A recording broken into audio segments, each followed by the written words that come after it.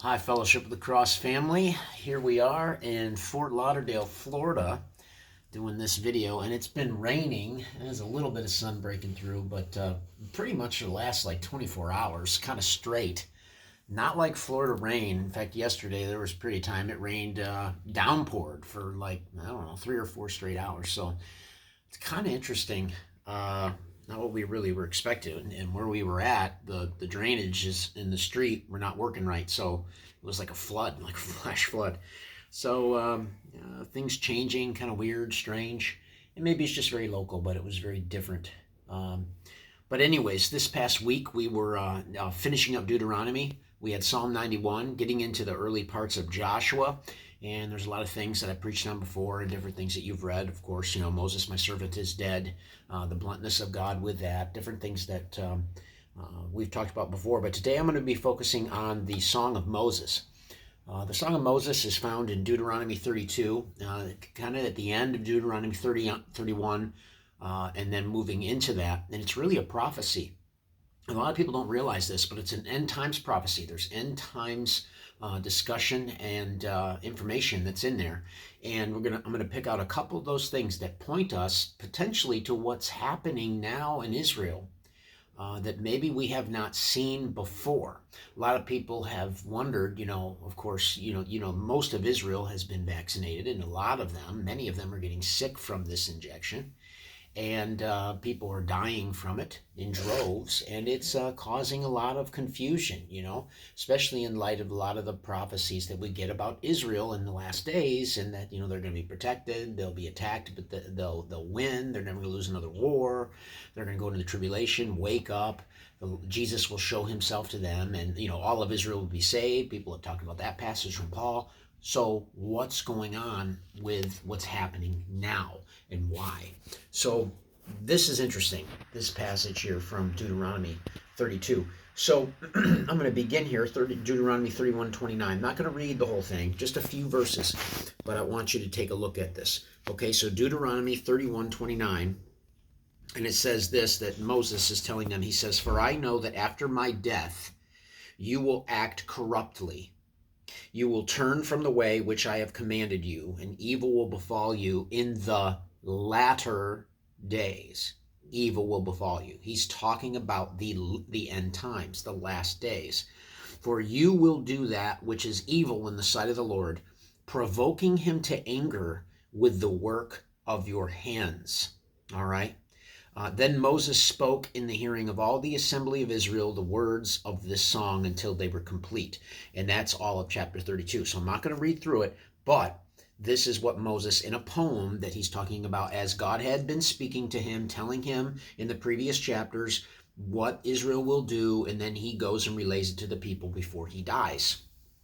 Well, look at verse 5.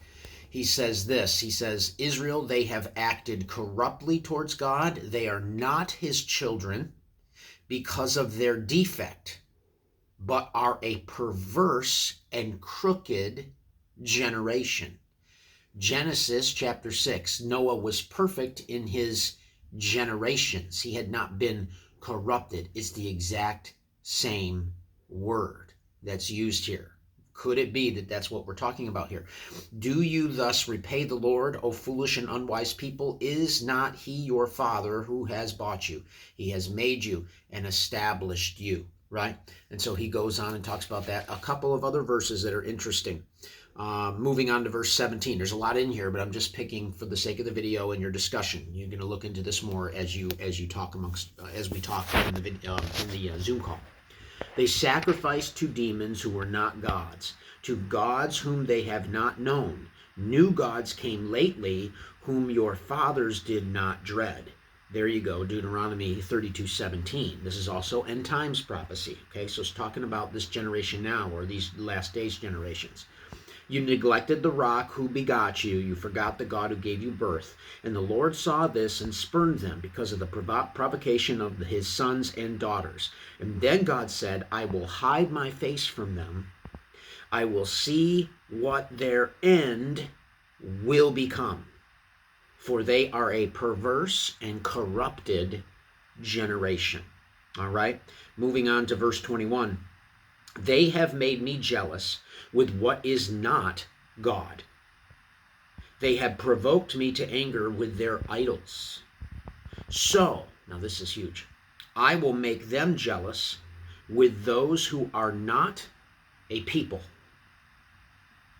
a melting pot from many nations and tribes and tongues, right? The church, the body of Christ. Those who are not a people, I will provoke them to anger with a foolish nation. For a fire is kindled in my anger and burns to the lowest part of Sheol. Look what he says here in verse 21. They shall be wasted by a famine.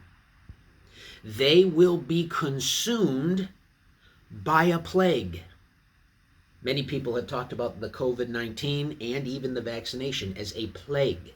Isn't it interesting what this is saying here? Verse 29, would that they were wise, I wish, that they would understand this, that they would discern their future. Of course, no one is, the people that are asleep, they're not discerning what's happening. Indeed, their rock is not like our rock. Even our enemies themselves judge this.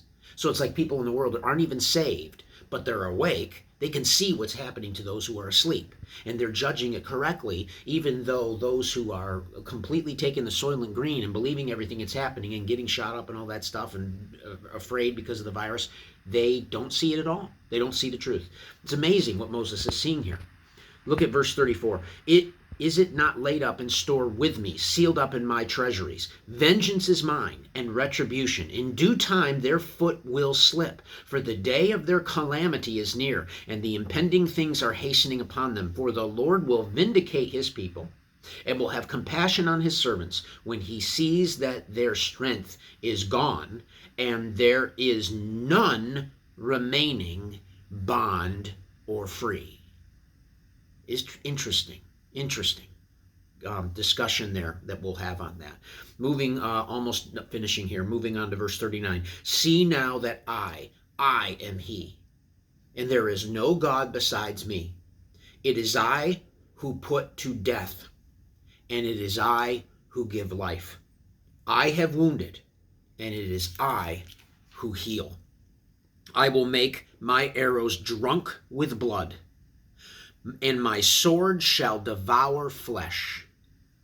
With the blood of the slain and of the captives, from the long-haired leaders of the enemy, I will atone for his land and his people. Wow. So, we'll talk more about this in our discussion, but I really do think that what Moses was pulling out of here for many generations, it's quite possible, maybe even since Moses wrote this down, there's things in here that we didn't understand, that maybe we are finally being able to see and understand in light of what's happening in the world. Should be a good discussion as we move forward. All right, looking forward to it. Get to your readings. Hopefully you watch this video before tomorrow.